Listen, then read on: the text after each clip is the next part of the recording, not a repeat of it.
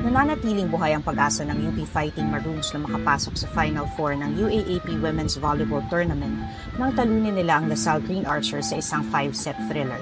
Ito ang unang panalo ng UP kontra Lasal mula season 81 noong 2019. Nagtablaman ng dalawang kuponan sa 4-all noong 5th set, hindi nagpatinag ang Fighting Maroons na nagpakawala ng 6-1 run upang palakihin ang kanilang kalamangan 10-5. Umabot sa match point ng UP mula sa isang service error ni Amy Provido.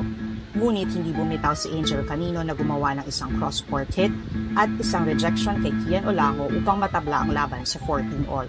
Gayunpaman na natiling buo ang loob ng Fighting Maroons. Isang quick attack ang pinakawala ni Cassie Bering at isang down-the-line attack mula kay Joan Monares ang tuluyan ng nagbigay ng panalo sa UP.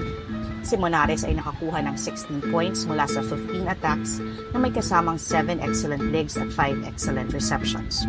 15 points mula sa 12 of 23 attacks at 3 blocks ang nagawa ni Daring, habang si Olango ay nagdagdag ng 14 points mula sa 10 attacks.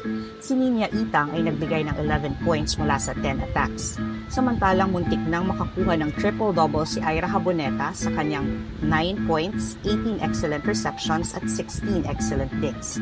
Pinangunahan ni Jazz Mangilimota ng opensa ng Fighting Maroons sa nagawa niyang 24 excellent sets at 3 points mula sa 2 aces at isang attack.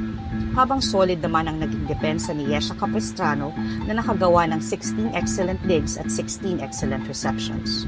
Sa panig ng Green Archers, nanguna si Shivana Lapot na nakakuha ng career best na 27 points mula sa 20 attacks, 4 blocks at 3 aces na may kasamang 9 excellent digs. 25 points mula kay Canino sa 22 attacks na may kasamang 7 excellent digs at 7 excellent receptions. 12 points galing sa 10 attacks ang naitala ni Provido at 6 points naman si Alea Malaluan.